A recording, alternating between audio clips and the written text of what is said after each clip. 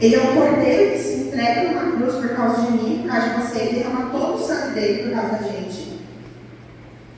E aí agora, eu e você temos livre acesso ao Pai. A gente pode acessar Jesus quando a gente quiser. O maior presente que Ele nos deu, então, foi nós podermos acessá-lo a qualquer momento do nosso dia. Não existe uma hora certa. Você pode falar com Jesus a qualquer momento. Você não está bem, você pode chamar por Jesus, você pode falar por Jesus onde você estiver. Mas Ele não só nos deu esse lugar de acesso, mas Ele também nos convida para esse lugar.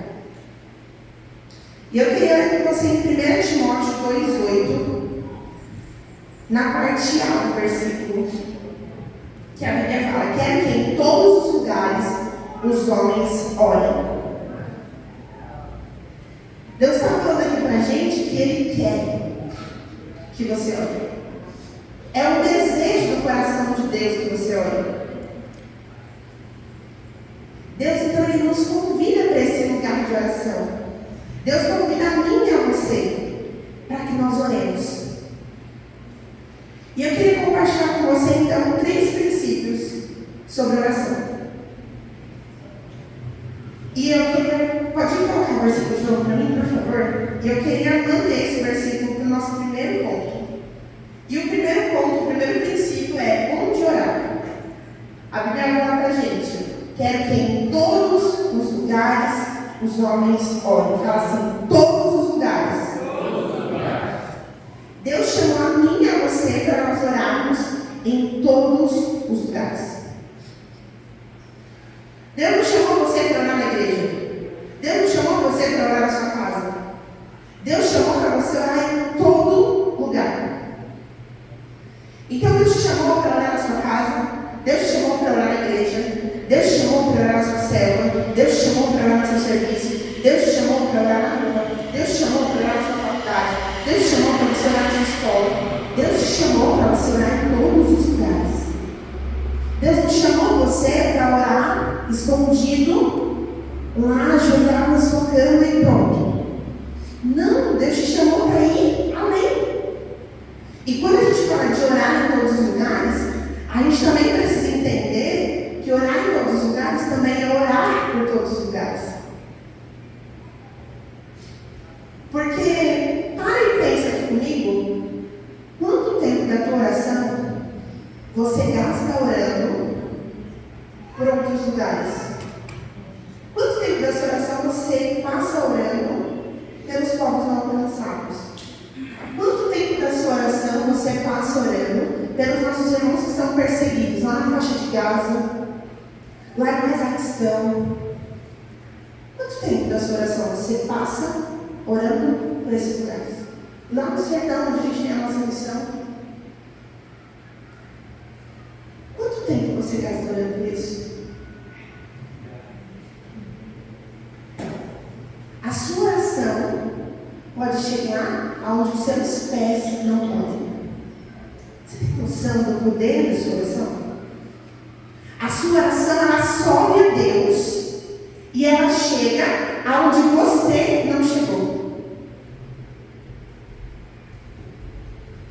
E a gente vê isso com muita frequência. Por exemplo, ano passado, no nosso projeto de Natal, não sei se os irmãos lembram, mas faltava R$10.000 para a gente alcançar o valor total da missão.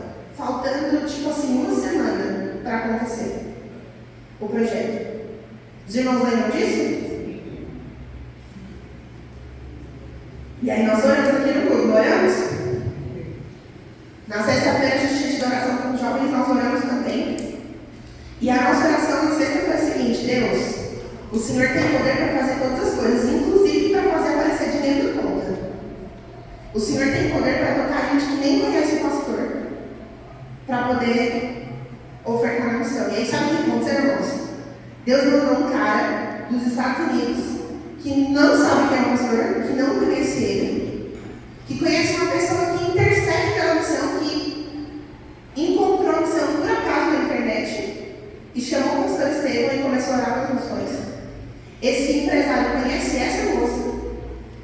e falou para ela assim: eu quero mandar uma oferta para o Senhor.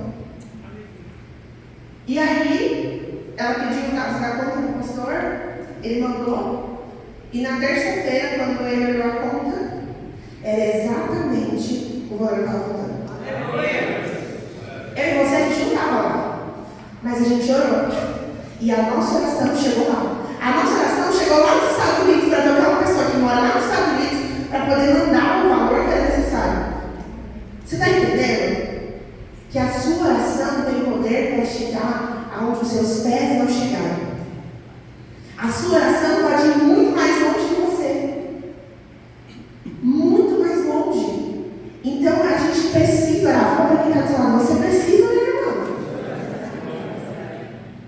A segunda coisa, segundo princípio, é com qual disposição nós precisamos orar. E eu queria abrir com você lá em Jeremias 29:13.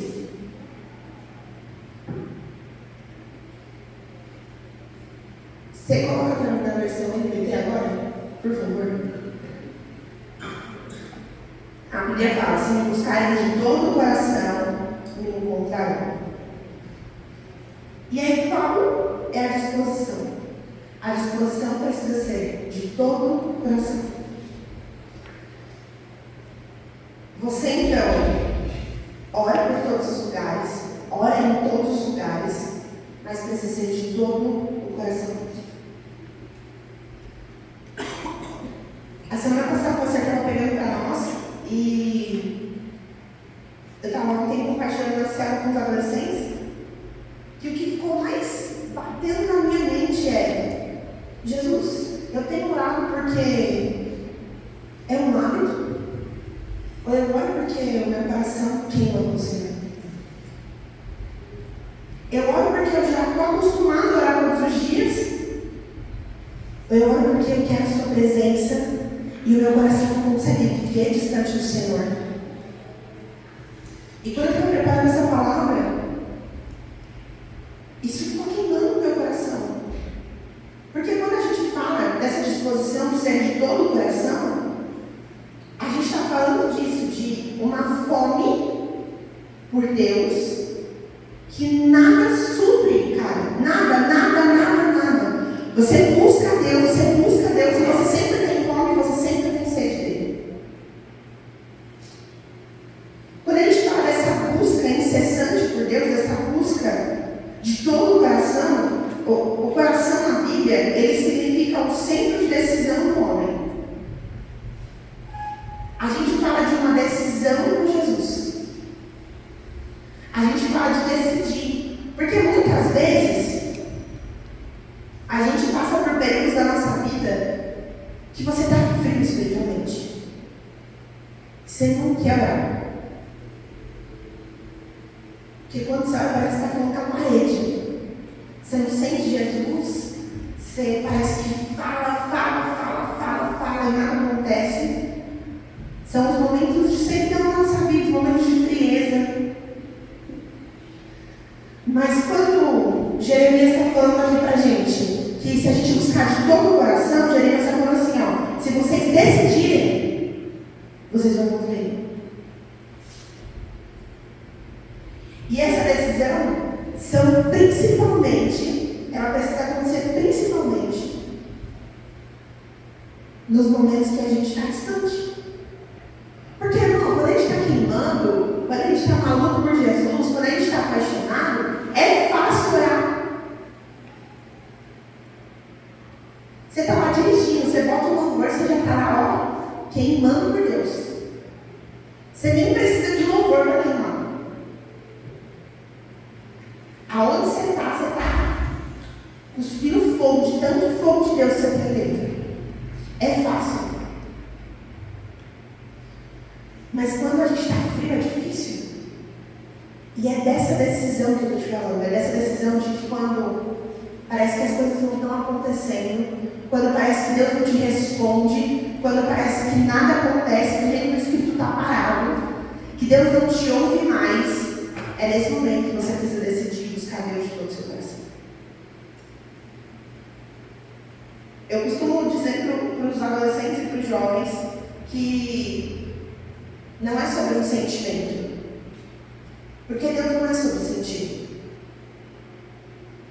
Deus é sobre certeza. Você simplesmente tem certeza que Ele está ali em ponto.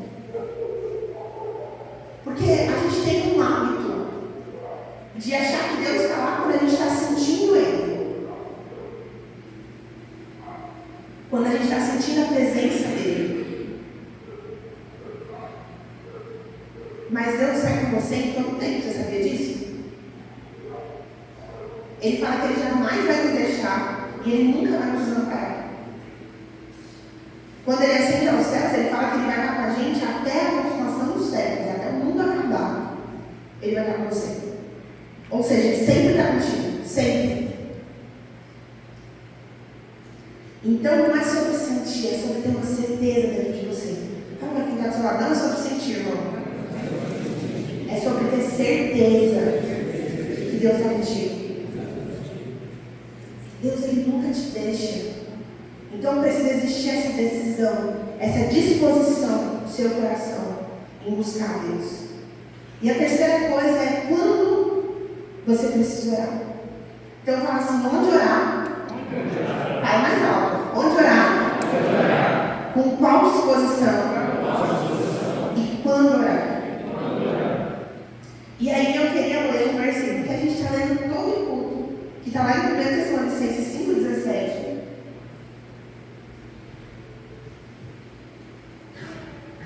Que a Bíblia fala, nunca deixem de orar. A versão que o pastor lê, orar sem cessar.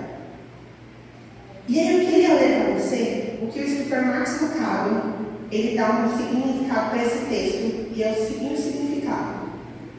Oração incessante pode soar complicado, mas não precisa ser.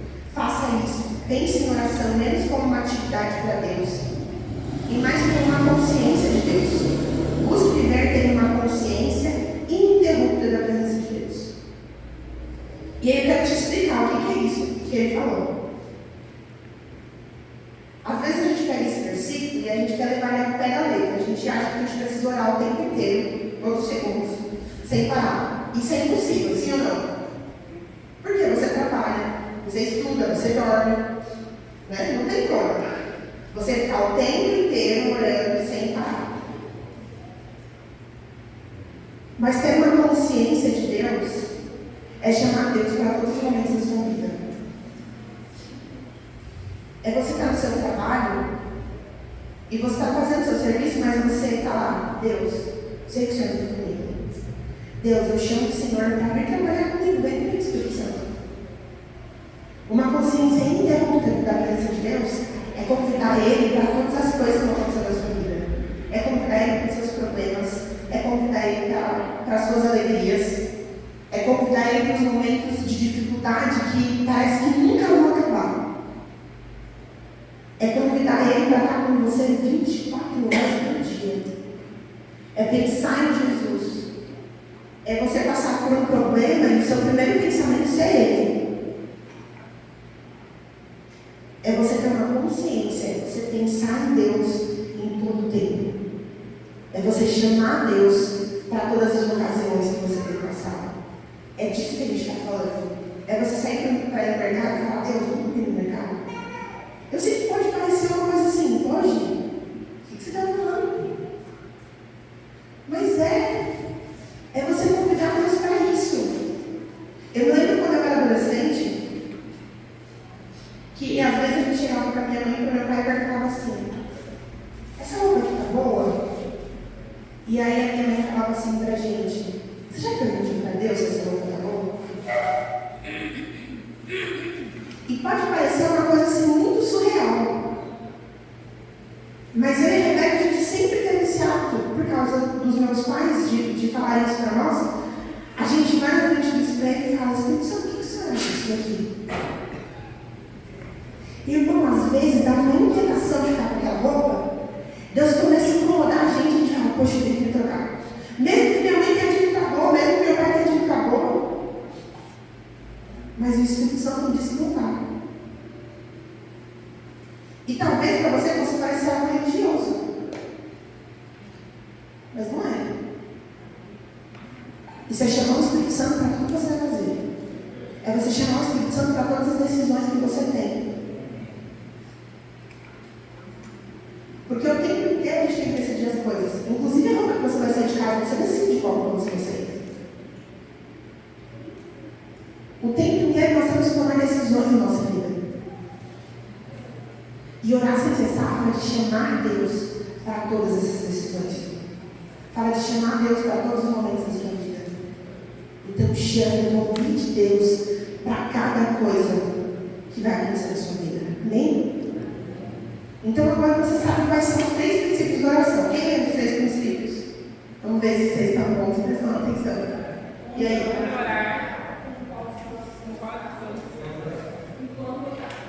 E onde que a gente olha? Com qual disposição? Com qual disposição? Ixi, acho que vocês estão prestando atenção na palavra, não? O que é isso? Nós temos que prestar atenção na palavra, gente. Então vamos lá. Onde orar? Em todos os lugares, sabe? Em todos os lugares. Com qual disposição? Vamos lá, de todo o coração. Quando orar? Quando orar? Vamos lá, em todo tempo. Você tem que sair daqui sabendo isso. Pelo amor de Deus, você vai compartilhar o que nessa célula? Se você não deixar isso falar com você, deixa Deus falar com você e presta atenção no que Deus está falando. Amém? Então vamos lá, sabendo então os 3 princípios da oração, então a gente pode falar sobre o poder da oração agora. E eu quero te dar 5 coisas nessa manhã sobre o poder da oração. E o poder da oração, ele vai muito além dessas 5 coisas, tá bom? É porque se eu fosse falar de todo o poder da oração, a gente ia ficar aqui a semana inteira e a gente não ia conseguir falar todos, né? Porque a oração é extremamente poderosa. Então eu quero compartilhar com você hoje 5 coisas que a oração tem poder para fazer. E eu quero começar com você falando sobre o poder para curar. O cientista Dr. Andrew Milberg, professor da Universidade Thomas Jefferson dos Estados Unidos, realizou um estudo de ressonância magnética e ele descobriu que a oração ela tem um poder inimaginável.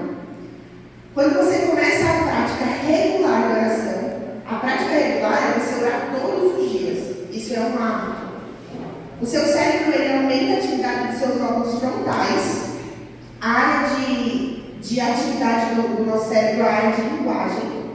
É a mesma coisa que a comunicação faz, tá bom? A mesma coisa que você conversar com outra pessoa. Esse esforço ele é entendido de forma pelo cérebro diferente. Ele entende como se fosse um treino físico para sua mente. E as coisas acontecem e cientificamente é comprovado que as pessoas são curadas porque elas oram. Por causa desse trabalhar de lóbulos frontais, o cérebro entende que é um exercício na mente e ele traz cura. A ciência comprovou que a oração cura. E aí você fica doente, você fica lá e você fica com medo, achando que Deus não pode curar, cara. Você tem que ter mais fé. Porque a ciência comprovou que Deus pode curar. A ciência comprovou que a oração pode curar. E aí eu queria ler lá em Isaías 53 com você, no versículo 4 e versículo 5. Que a Bíblia fala o seguinte: apesar disso, foram as nossas enfermidades que ele tomou sobre si, e foram as nossas doenças que pesaram sobre ele. Pensamos que seu sofrimento era castigo de Deus, castigo por sua culpa. Mas ele foi ferido por causa de nossa rebeldia e esmagado por causa de nossos pecados. Sofreu um castigo para que nós fôssemos restaurados e recebeu açoites para que fôssemos curados. O sacrifício de Jesus na cruz foi para você receber cura. O sacrifício de Jesus na cruz te cura. O poder da cruz de Jesus pode te curar. Você tem noção disso? Jesus morreu para curar a gente. Ele apanhou, ele foi crucificado, ele derramou todo o sangue dele para você ser curado. E aí eu podia te dar muitas referências sobre cura na Bíblia, mas eu quero ler lá em Lucas 13,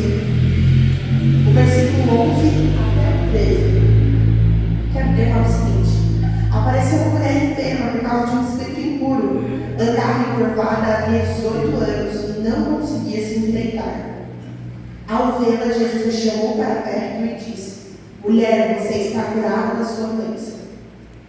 Então ele a tocou e no mesmo instante ela conseguiu se libertar e começou a louvar a Deus. Amém? Deus ele tem poder para te curar.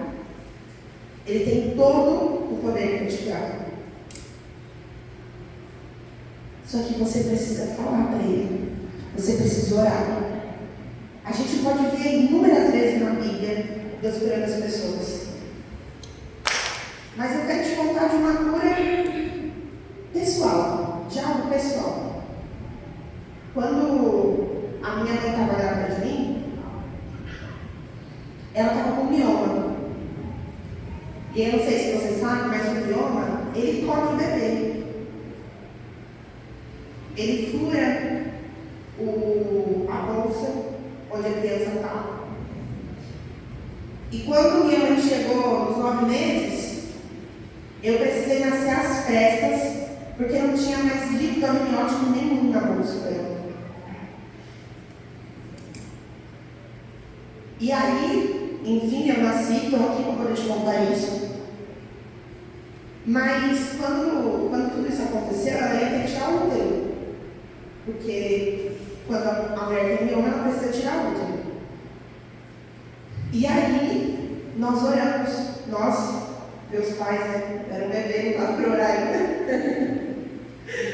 Eles oraram e Deus curou ela de forma milagrosa. A minha mãe tem o útero dela lá até hoje. Então, irmão, Deus cura. E eu podia te contar inúmeras vezes que Deus nos curou. Inúmeras vezes. Deus, Ele cura. Deus, Ele cura você. Deus cura a pessoa que está do seu lado. Deus cura a pessoa da sua família. Mas eu quero te falar de um poder de cura que às vezes a nossa limitação humana não consegue entender. Você acredita que morresse curado? Sim ou não? Você acredita que morresse curado? Sim ou não? E aí? Sim ou não? Você não sabe se você acredita ou se você não acredita? Sabe por quê? Eu quero te falar isso. Eu nem vou falar isso, não sei nem por que eu vou falar. Mas a gente acredita que Deus tem poder para curar e para a pessoa ficar viva aqui na terra. Sim ou não? Sim. E aí quando Deus morre, você fala assim: o que o Senhor levou? Você não pediu para Deus curar? Ele está curado agora. Você não pediu para Deus curar ele? Só que a vontade de Deus para a gente, na nossa limitação humana, ela só é boa, perfeita e agradável se ela for do meu jeito.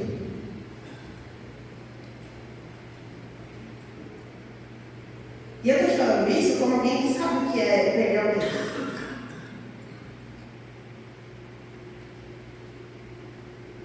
E às vezes a gente não consegue entender isso. Que a morte também é um jeito de Deus curar as pessoas. No céu tem doença? Sim ou não? No céu tem dor? E aí Deus cura e você acha que é com Ele. Então a morte também é cura. Então não ache que quando você ora e Deus leva alguém, Deus recolhe essa pessoa para si, que Deus não a curou. Deus curou ela, só não curou do seu jeito. Curou do jeito dele. Amém? A segunda coisa, o segundo poder que a oração tem é que ela tem poder para libertar. Eu queria ler com você lá em João 8,32. Que a Bíblia fala o seguinte: então conhecerão a verdade, e a verdade os libertará. A verdade é Jesus. Jesus é a verdade. Porque a Bíblia é a verdade e a Bíblia é Jesus. A Bíblia fala em João 1, que o Verbo se fez carne e habitou entre nós. O Verbo é Jesus. A verdade é Jesus, porque Jesus é a palavra. Então Jesus ele tem poder para libertar a gente. Se a gente conhece Jesus, Jesus nos liberta. E ele queria ler com você lá em Marcos 5, do versículo 1 até o versículo 15. Que a Bíblia fala assim: assim chegaram ao outro lado do mar, a região dos Gerazenos. Quando Jesus desembarcou, imediatamente um homem possuído por um espírito impuro saiu do cemitério e veio ao seu encontro. Esse homem morava entre as cavernas usadas como túmulos e ninguém conseguia detê-lo, nem mesmo com correntes. Sempre que era acorrentado e algemado, quebrava as algemas, os pulsos e despedaçava as correntes dos pés. Ninguém era forte o suficiente para dominá-lo. Dia e noite vagava entre os túmulos e pelos montes, gritando e cortando-se com pedras. Quando o homem viu Jesus, ainda a certa distância, correu ao seu encontro e se curvou diante dele. Então soltou um forte grito: por que vem me importunar? Jesus, Filho de Deus Altíssimo, em nome de Deus, suplico que não me torture. Pois Jesus já havia falado ao Espírito: saia deste homem, espírito impuro. Jesus lhe perguntou: qual é o seu nome? E ele respondeu: meu nome é Legião, porque há muitos de nós dentro deste homem. E os espíritos impuros suplicaram repetidamente que ele não os enviasse a algum lugar distante. Havia uma grande manada de porcos pastando no monte ali perto. Mande-nos para aqueles porcos, imploraram os espíritos, desde que entremos neles. Jesus lhes deu permissão. Os espíritos impuros saíram do homem e entraram nos porcos. E toda a manada, cerca de 2.000 porcos, se atirou pela encosta íngreme do monte para dentro do mar e se afogou. Os que cuidavam dos porcos fugiram para uma cidade próxima e para seus arredores, espalhando a notícia. O povo correu para ver o que havia ocorrido. Chegaram até onde Jesus estava e viram um homem que tinha sido possuído pela legião de demônios. Estava sentado ali, vestido e em perfeito juízo, e todos tiveram medo. Aqui a gente vê o poder de Jesus para libertar. Jesus ele tem poder para libertar as pessoas. E eu podia também te dar inúmeros versículos, inúmeras referências falando sobre isso. Mas se a gente for falar todas as referências, a gente vai demorar muito aqui. Jesus ele quer libertar. E Jesus ele te deu autoridade para isso. Eu queria ler com você lá em Lucas 10:19. Que a Bíblia fala o seguinte: eu lhes dei autoridade para pisar sobre cobras e escorpiões e sobre todo o poder do inimigo. Nada lhes causará dano. Deus te deu autoridade. Fala para quem está do seu lado: Deus te deu autoridade. A autoridade está sobre a sua vida. Deus te deu essa autoridade. Ele te deu autoridade para você pisar as cobras, para você pisar os escorpiões e para você vencer o diabo, irmão. Então, às vezes, você acha que só o pastor que pode orar para alguém ser liberto. Não, você pode orar.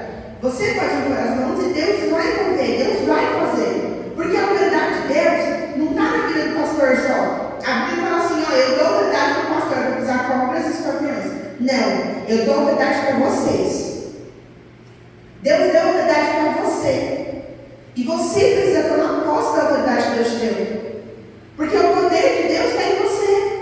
Quando você aceitou Jesus, o Espírito Santo veio para em você. Agora você tem poder para fazer isso. Você tem poder para orar e as pessoas serem curadas. Você tem poder para orar e as pessoas serem libertas. Porque o Espírito Santo habita em você e Ele quem faz. Não é a gente que faz, é o Espírito Santo que faz. A terceira coisa que a oração nos dá poder é poder para resistir o diabo. E aí não é só pela oração que a gente tem poder para isso, a gente tem poder também através da palavra. Mas hoje a gente vai se focar na oração, tá bom? E aí eu queria ler com você lá em 1 Pedro 5, 8 e 9. A Bíblia fala: estejam atentos, tomem cuidado com o seu grande inimigo, diabo, que anda como um leão rugindo à sua volta, à procura de alguém para devorar. Permaneçam firmes contra ele e sejam fortes na fé. Lembrem-se de que todos seus irmãos em Cristo estão em Cristo, em todo mundo estão passando pelos mesmos sofrimentos. Ô, Karen, coloca para mim na versão árabe. Só esse versículo, só o nome, só.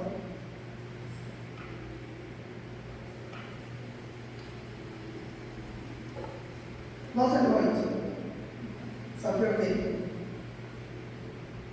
Tá.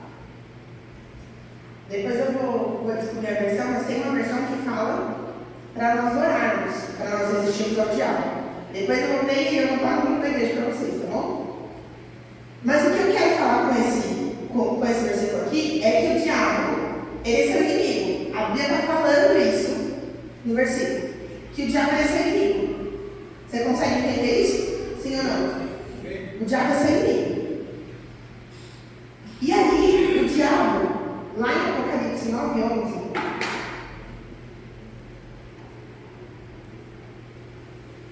ele vai falar o seguinte: e tinham sobre eles como seu rei o anjo do abismo, cujo nome em hebraico é Abaddon e em grego Apolion.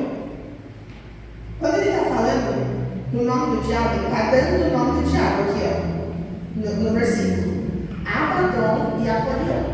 Ele está dando o nome. O nome Abaddon significa destruidor. O diabo, irmão, ele quer destruir a sua vida espiritual, ele quer destruir a sua casa, ele quer destruir a sua família, ele quer destruir o seu casamento, ele quer destruir a sua vida financeira. O diabo veio para destruir. Então, a gente tem que entender então que o diabo é seu inimigo e que o diabo veio para destruir as coisas. Amém? Amém? Amém. E aí, lá em 2 Tessalonicenses 2, os versículos 9 e 10, a Bíblia fala o seguinte: ora, o aparecimento do inimigo é segundo a eficácia de Satanás, com todo o poder e sinais e prodígios da mentira, e com todo engano de injustiça aos que perecem, porque não acolheram o amor da verdade para serem salvos. Esse versículo aqui está falando para a gente que o diabo ele vai tentar mostrar para você que ele tem algum poder. O versículo, qual é o versículo lá para mim? Ó, segundo a eficácia de Satanás, com todo o poder e sinais e prodígios da mentira. Ou seja, tudo que o diabo faz é mentira. Porque o diabo pega mentira, a Bíblia fala isso pra gente.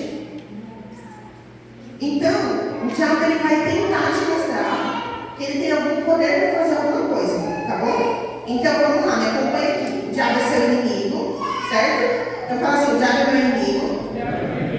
Não, fala de verdade. O diabo é meu inimigo. Ele quer destruir as pessoas. E ele finge que tem poder.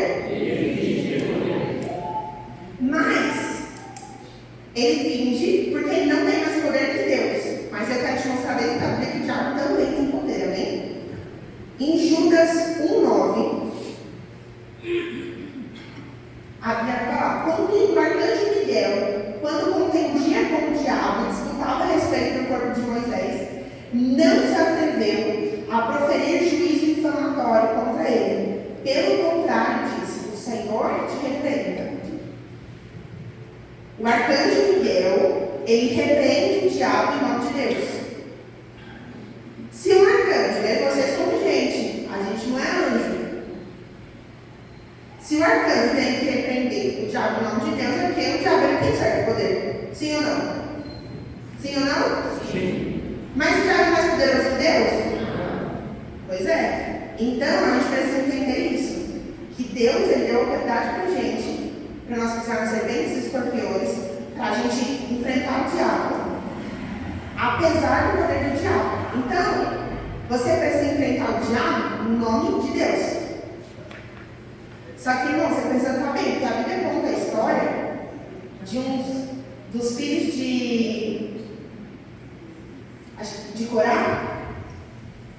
Eu acho que é, não vou me recordar do nome. Mas eles apanham do diabo. Então, se você está querendo apanhar do diabo, quando você for orar para alguém que precisa de libertação, você vai ter sua vida direita para você não apanhar do diabo. Porque o diabo fala assim para eles: ó, a gente conhece Deus, o Deus de Paulo, o Deus de Pedro, mas de vocês não. Então, toma cuidado, alinhe o seu coração com Deus, hein? Mas isso não é para te deixar com medo. Isso é para você acertar as coisas com Jesus, é para você andar correto diante de Deus, amém? Mateus 4, 10 e 11. A Bíblia fala para a gente assim: então Jesus me ordenou, retira-te, Satanás, porque está escrito: ao Senhor teu Deus adorarás e só a Ele darás culto. Com isto deixou o diabo, e eis que vieram os anjos e o serviram. Esses versículos aqui de Mateus 4 estão falando da tentação de Jesus. E no final dos versículos que falam sobre a tentação de Jesus, Jesus repreende o diabo. Então, se você quer ser liberto, se você quer orar para alguém para ser liberto, você precisa repreender. Amém? E aí, eu queria ler com você Mateus 26, 41.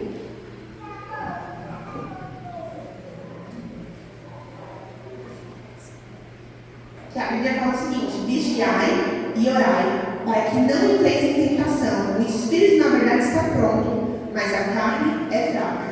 A Bíblia está falando para a gente fazer o quê? Vocês tomaram café? Vocês tomaram café? Eu acho que vocês não tomaram café, não, gente. Vocês estão muito xoxi hoje. Vamos lá, o que a Bíblia fala para a gente fazer? Vigiar e orar. Amém. Aí, agora sim. Então, a Bíblia está falando para nós vigiarmos e orarmos. Então, você precisa orar. Amém? Você precisa orar. Isso é muito importante. Fala para quem está falando. Você precisa orar, irmão? Não esquece de orar, irmão. Então, a gente precisa ter uma vida de oração. E aí você pode achar assim: poxa, já está falando há um mês de oração. Mas existem estudos que falam que menos de 10% dos cristãos oram todos os dias. Eu espero que você esteja incluso nos menos de 10% que ora todos os dias. Irmão, orar é comunhão com Deus. Você precisa orar de verdade. Você precisa ter uma vida de oração. Porque a oração é poder para tudo isso. Só que a oração também vai falar da nossa constância em Deus. Amém? Então Jesus ensina aqui a gente a orar. Então você precisa orar. Para você poder repreender o Satanás, você precisa orar. Para você poder resistir o diabo, você precisa orar. Então, a oração é poder para curar, poder para libertar e poder para resistir o diabo. Mas a oração também é poder para ultrapassar as leis naturais. E aí, eu vou ler com vocês 2 versículos. Mateus 19, 26. Jesus, fitando neles o olhar, disse-lhes: isto é impossível aos homens, mas para Deus tudo é possível. Então, primeiro eu quero te mostrar que para Deus qualquer coisa é possível. Qualquer coisa é possível. Não importa se no seu olhar é possível, para Deus é possível. E aí, João 2, do versículo 1 até o versículo 10. Depois, João 2. 3 dias depois, houve um casamento em Caná na Galileia, achando-se ali a mãe de Jesus. Jesus também foi convidado com seus discípulos para o casamento. Tendo acabado o vinho, a mãe de Jesus lhes disse: eles não têm mais vinho. Mas Jesus lhe disse: mulher, que tenho eu contigo? Ainda não é chegada a minha hora. Então ela falou aos serventes: fazei tudo o que ele vos disser. Estavam ali 6 talhas de pedras que os judeus usavam para as purificações, e cada um levava 2 ou 3 metradas. Jesus lhes disse: enchei de água as talhas, e eles as encheram totalmente. Então lhes determinou: tirai agora e levai ao mestre-sala, e eles o fizeram. Tendo o mestre-sala provado a água transformada em vinho, não sabendo de onde viera, se bem que o sabiam os serventes que haviam tirado a água, chamou o noivo e lhe disse: todos costumam pôr primeiro o bom vinho, e quando já beberam, fartamente servem o inferior. Tu, porém, guardaste o bom vinho até agora. Então aqui, A gente está falando de ultrapassar a lei natural, sim ou não? Porque para fazer o vinho, nessa época, as uvas eram pisadas, né? E o vinho, para ele ficar bom, ele precisa fermentar, porque na verdade é o suco da uva, e ele fermenta. E aqui, Jesus transforma a água em vinho. A Bíblia não fala nem que Jesus colocou um vinho lá dentro. Ele está falando que Jesus transformou a água em vinho. Então, ele ultrapassou as leis naturais. E aí você pode falar assim, tá bom, pastora, Jesus ultrapassou as leis naturais. Mas e como que eu faço? Porque a gente vai ver isso na Bíblia várias vezes. Jesus anda sobre as águas, Pedro anda sobre as águas, Felipe é transbordado, o monte da transfiguração. A gente vê muitas vezes as leis naturais sendo ultrapassadas na Bíblia. E aí você pode achar que Deus não tem isso para agora. Que Deus não faz isso hoje mais. Mas eu quero te falar que Deus faz. E aí eu quero te contar de um dia. Eu estava indo para a célula, eu era adolescente, eu era nível de adolescente. E eu estava indo para a célula. E na hora que eu saí de casa, eu dei uns 10 passos e começou a chover. Começou a chover assim, irmão, muito forte. E eu falei, caramba, Deus, e agora? Eu vou para a célula e vou chegar molhada. E aí eu peguei e orei, eu falei, Deus, segura essa chuva. Não deixa chover não, até eu chegar na célula. E aí eu orei assim. Porque às vezes a gente acha que a gente tem que fazer uma super oração, né? Para Deus fazer alguma coisa, a gente tem que fazer pá. E não é. Eu orei assim, na hora que eu terminei de orar, a chuva parou. Irmãos, eu vim aqui de casa, até a casa do pastor Cris, fui andando. Quando eu entrei na garagem, começou a chover. Isso é ultrapassar as leis naturais. O tempo estava chuvoso, era para chover. Mas aí eu orei. Deus ouviu minha oração e Deus fez a chuva cessar. E aí eu quero te contar de outra coisa. Quando eu era criança, a gente estava passando por um período financeiro muito difícil da nossa vida. Muito difícil. E aí, eu só tinha um tênis. Eu não tinha chinelo, não tinha sandália, não tinha mais nada. Só tinha um tênis, um único tênis. E a gente foi sair daí pro culto. E eu coloquei o tênis no pé e o tênis estava apertado. Você sabe, criança cresce e perde roupa, perde sapato, né? E aí eu fui no quarto dos meus pais e falei pra minha mãe, mãe, meu tênis está apertado. E ela olhou para mim e falou assim, filha, a gente não tem o que fazer. Não tem dinheiro para comprar outro. Esse é o tênis que você tem, esse é o tênis que você vai usar. Mas, você pode orar para Deus fazer seu tênis crescer. Porque a Bíblia fala, não sei se você sabe disso, mas a Bíblia fala que o nosso pé não vai diminuir. Você sabia disso? A Bíblia fala que Deus não vai diminuir o tamanho do nosso pé. E aí ela falou isso para mim, ela falou, mas você pode orar para Deus fazer o seu tênis crescer. E eu falei, pronto, tá bom. E eu fui no meu quarto, eu me lembro como se fosse hoje. Eu coloquei o meu tênis em cima da cama, eu ajoelhei e eu falei, Deus, o Senhor sabe que esse tênis está machucando. Então, mas por favor, faz esse tênis crescer. Em nome de Jesus, amém. Eu sentei na minha cama e eu coloquei o tênis.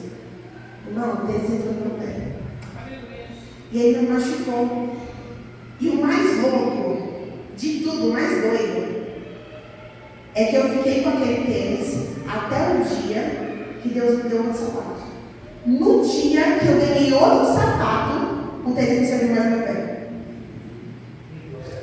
Você tem noção disso? Deus fazer o tênis crescer, irmão. Se para vocês não ultrapassar a lei natural, eu não sei o que é. Mas Deus tem poder para isso. Eu experimentei disso, você também pode experimentar. Porque o meu Deus também